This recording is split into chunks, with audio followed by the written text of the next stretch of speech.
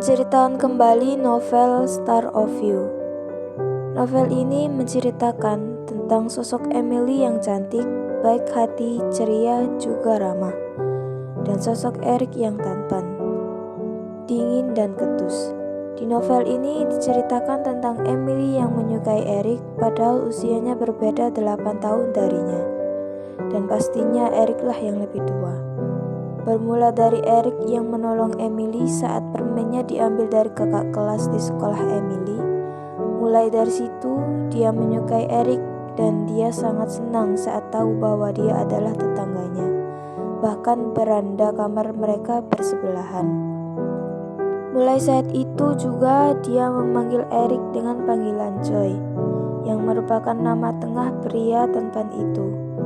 Emily bersikukuh memanggil Eric dengan panggilan itu, padahal yang boleh memanggil Eric dengan sebutan Joy hanyalah keluarganya saja. Sejak itu, hari-hari Emily mulai menyenangkan.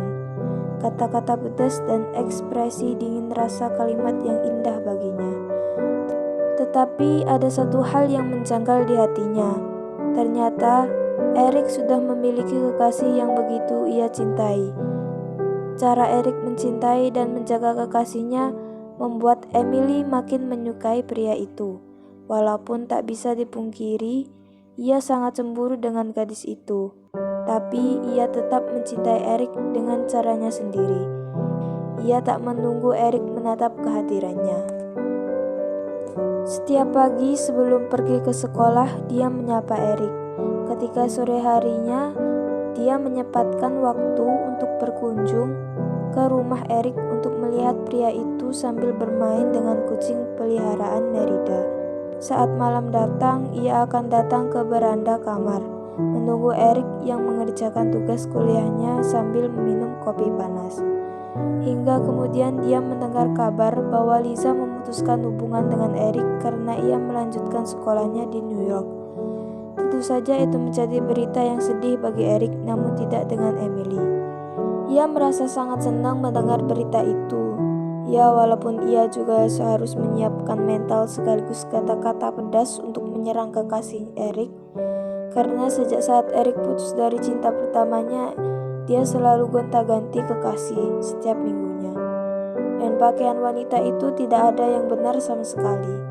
Merida, ibu Eric, juga mendukung Emily karena jujur saja dia menyukai sifat ceria Emily. Dan dia semakin menyukai Emily saat tahu gadis itu menyukai putranya. Suatu ketika ada seorang pria tampan yang melamar Emily melalui orang tuanya.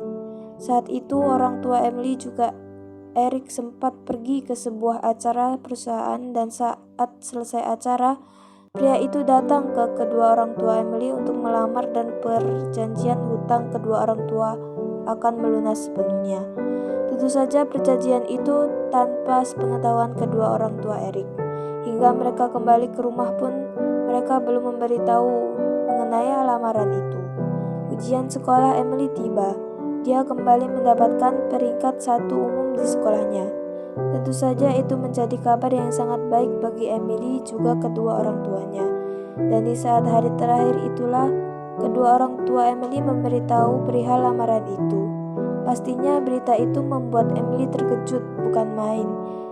Dia bilang kepada orang tuanya untuk memikirkan terlebih dahulu.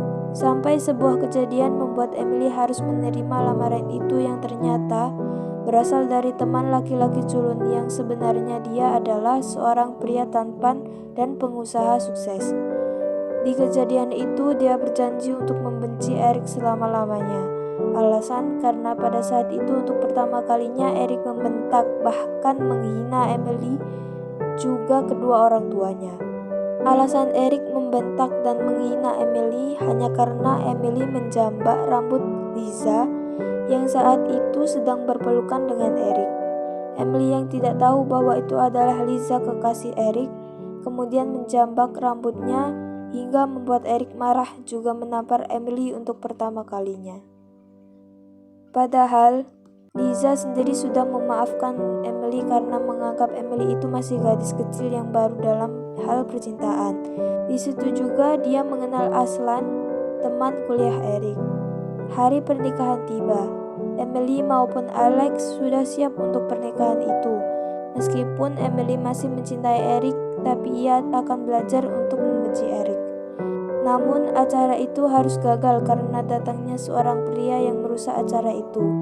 Eric dia yang merusak semua itu dan datang secara tiba-tiba. Keesokan harinya, Eric melihat Emily bersama Alex, juga satu orang perempuan menaiki mobil dengan membawa barang-barang milik Emily. 4 tahun kemudian Emily datang ke Indonesia. Dia datang dengan penampilan yang jauh berbeda dengan Emily 4 tahun yang lalu. Sekarang Emily sudah menjadi seorang wanita dewasa yang berprofesi sebagai desainer. 4 tahun dia di Paris untuk melanjutkan sekolah di sana dan lulus kemudian menjadi desainer. Bahkan dia masuk ke 100 desainer Paris berbakat terpopuler dan masuk sebagai salah satu yang termuda. Desainer dia juga menawarkan jasa tata ruang dan desainer interior.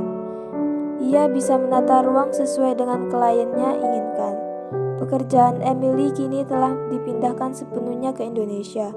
Bahkan hutang kedua orang tuanya kini telah lunas sepenuhnya. Entah kebetulan atau bagaimana, yang jelas takdir kembali mempertemukan mereka berdua. Perusahaan Eric menyewa jasa tata ruang dari Red Star Boutique and Room yang tidak lain adalah milik Emily.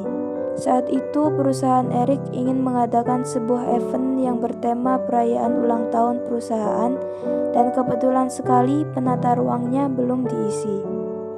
Kemudian salah satu karyawan terpercayanya mengusulkan untuk menyewa jasa tata ruang dari Red Star Boutique and Room. Dia mengusulkan itu karena itu salah satu brand favoritnya.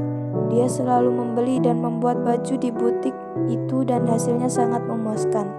Setelah Eric berpikir, akhirnya dia setuju dan menyewa jasa tata ruang itu.